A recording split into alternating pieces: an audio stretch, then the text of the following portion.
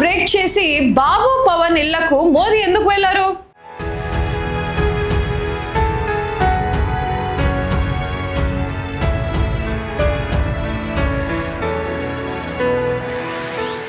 సాధారణంగా దేశ ప్రధాని పర్యటన అంటే ఎలా ఉంటుంది?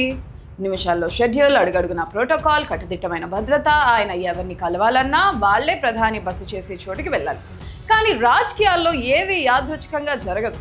ప్రతి అడుగు వెనుక ఓ అర్థం ఉంటుంది అన్నట్లు హైదరాబాద్ పర్యటనలో ప్రధాని నరేంద్ర మోదీ ఊహించని ట్విస్ట్ ఇచ్చారు.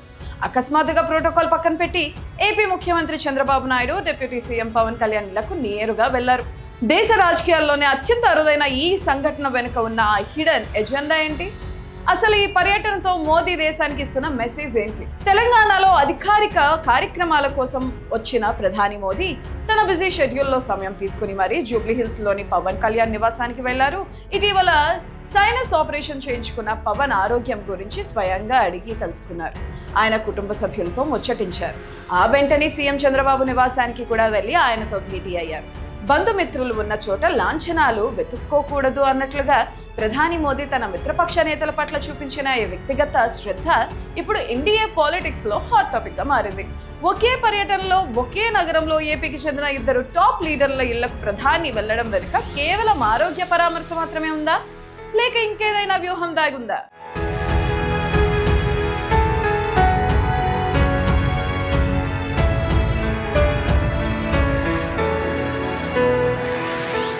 ఈ చిన్న పరామర్శ వెనుక బీజేపీ భారీ దక్షిణాది వ్యూహం దాగి ఉంది.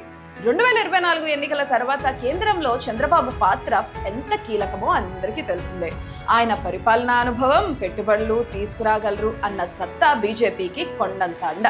మరోవైపు జనసేనాని పవన్ కళ్యాణ్ యువతలో విపరీతమైన క్రేజ్ ఉన్న మాస్ లీడర్. ఎన్డీఏకి సామాజికంగా విస్తరణ కల్పించగల సత్తా ఉన్న నాయకుడు. తమిళనాడు, కేరళ, తెలంగాణ, ఆంధ్రప్రదేశ్ ఈ రాష్ట్రాల్లో ప్రాంతీయ పార్టీలదే హవా. ఇక్కడ బలపడాలంటే టీడీపీ, జనసేన లాంటి స్ట్రాంగ్ పార్ట్నర్స్ చాలా అవసరం. అందుకే పాత విభేదాలను పక్కన పెట్టి ఎన్డీఏ బంధం ఎంత స్ట్రాంగ్ గా ఉందో దేశం మొత్తానికి తెలిసేలా మోదీ ఈ మాస్టర్ స్ట్రోక్ వేశారు.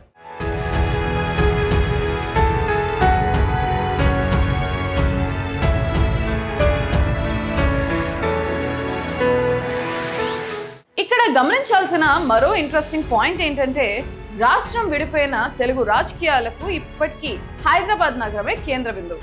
తెలంగాణ పర్యటనకు వచ్చి ఏపీ లీడర్లతో ప్రధాని ప్రత్యేక సమయం గడపడం అందరి దృష్టిని ఆకర్షించింది.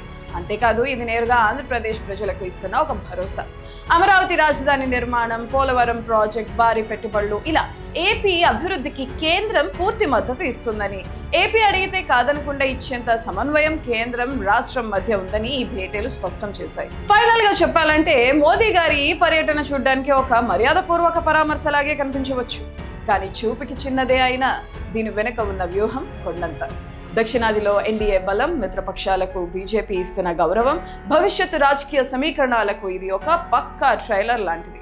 మరి ప్రధాని మోదీ హైదరాబాద్ పర్యటన, చంద్రబాబు పవన్లతో భేటీపై మీ అభిప్రాయం ఏంటి? కామెంట్ చేయండి.